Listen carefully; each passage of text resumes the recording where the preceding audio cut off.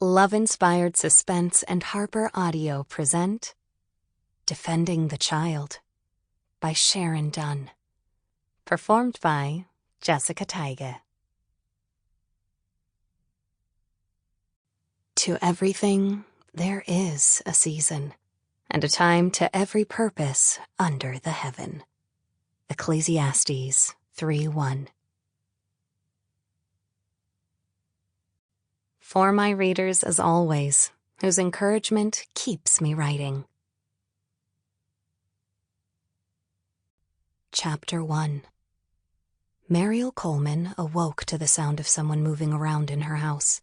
The noises emanating from downstairs were muffled, and her first thought was that her 4-year-old foster son, Ian, had crawled out of his bed and gone downstairs for a snack. Not something he had ever done before, but maybe he was starting to feel more comfortable here. Her pounding heart told her something more sinister was taking place. Still listening, she sat up in bed and pulled back the covers. Another noise reached her ears, a heavy boot tread on the floorboards, probably coming from downstairs. Her breath caught in her throat. She had not imagined an intruder. Someone was definitely in the house, and she had reason to be afraid. Ian was the only witness to a crime in which his mother, Kristen, had been killed and his father, David, had disappeared. Police believed that Ian had seen the man who killed his mother, but the boy had gone mute from the trauma. He could only nod or shake his head when asked questions. The police were not sure if the murderer knew Ian had witnessed the crime, but this home invasion confirmed that he had. Her chest squeezed tight as she reached for her phone on the table by her bed and dialed 911. The operator's crisp voice came across the line. 911, what is your emergency? Someone's in my house, 1811 Maverick Lane, hurry, she whispered and disconnected, not wanting any noise to cause the intruder to find her all the faster. Still holding the phone, she bolted up from the bed. After stepping into her slippers and grabbing her robe, she put the phone in her bathrobe pocket and rushed down the hallway to Ian's room. The glow of the nightlight revealed a blonde head and tiny arms that held a well-worn stuffed giraffe. She touched his shoulder and whispered, Ian, wake up.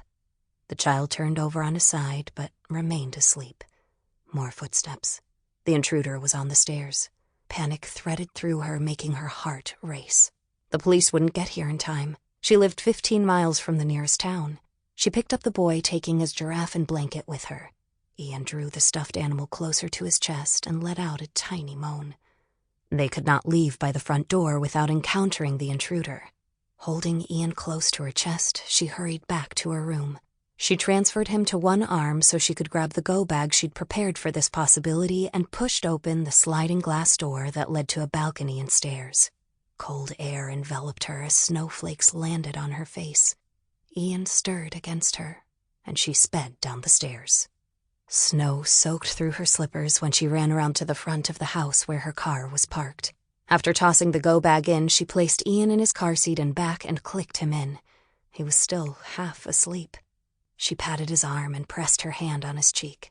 There you go, little guy. Snug as a bug. She turned her attention to the dashboard as a whole new level of terror sank in, taking her breath away. The car keys were inside the house. She straightened up and glanced down the lonely road at lights in the distance. It was too far to run to the neighbors. In slippers, the trek would be close to impossible. When she looked at the house, she saw a light flashing at a window on the second floor. The intruder was still searching up there. It would be only a matter of minutes before the culprit figured out how she and Ian had escaped.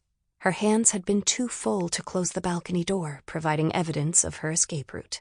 All the intruder had to do was glance out a front window and see that she was by the car.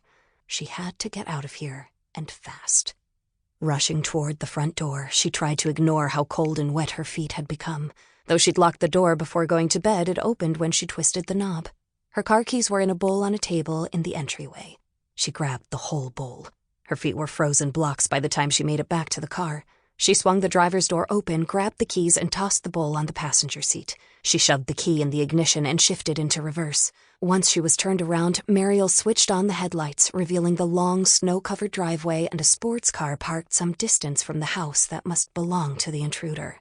He or she must have walked the rest of the way to avoid detection. Mariel pressed the gas and dared herself a look in the rear. Sample complete. Ready to continue?